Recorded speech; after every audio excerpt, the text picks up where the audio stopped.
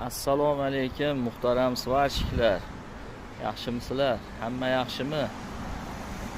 Ana Moskvada viza chiqquncha video chiqarmadim.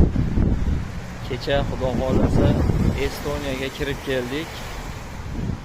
Vizalarni olib shungacha video qilib chiqarmoqchiman. Viza chiqqandan keyin, viza topshirganimizdan keyin 14 kundan keyin viza chiqdi.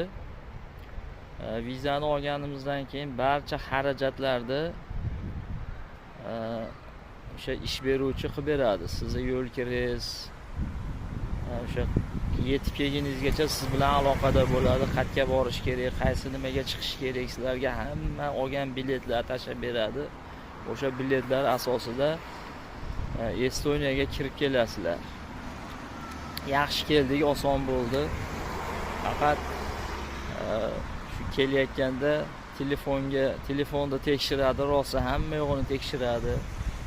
Keyin polniy narsalaringni, kiyimlarni, bagajlarni yaxshi hammasini tekshiradi. Shuning uchun noqonuniy bir allaqalar olmanglar, nos olmanglar, sigaret olmanglar, olib qo'yadi. Nosga qattiq olar ekan, nosni. Riskovat qilib nos olib yurmanglar. Estoniyaga kirib keldik. Kecha o'sha o'zini nimasi bor ekan, mana Hamsa Invest kompaniyasining ofisida turibmiz. Kecha bizni joylarni, xonalarga ikkita qilib joyladi. Antonni o'zi bizni kutib oldi. Anton o'zi hammasini mana keldi Anton. O'zi bizni kutib oldi.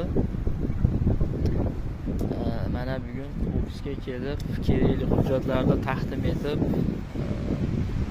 ish jarayonlari bilan bizni tanishtirishyapti. Bilan qilgan hujjatlarni berdik, to'ldirdik hujjatlarni. Anton bizga o'zi har birimizga bittadan sim karta olib berdi. Sim karta o'zimiz o'sha internet bilan bog'lanib gaplashgani. Bugun mana o'sha kelib o'sha ishlarni qilyapmiz. Endi kunda video qo'yib boraman. Добрый день. Добрый. Еще раз. Вот. Всем привет. Антон, да.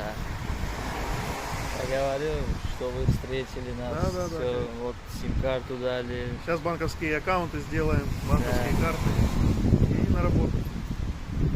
Hammasi yaxshi. Mana ishni boshladik, xudo xolasa.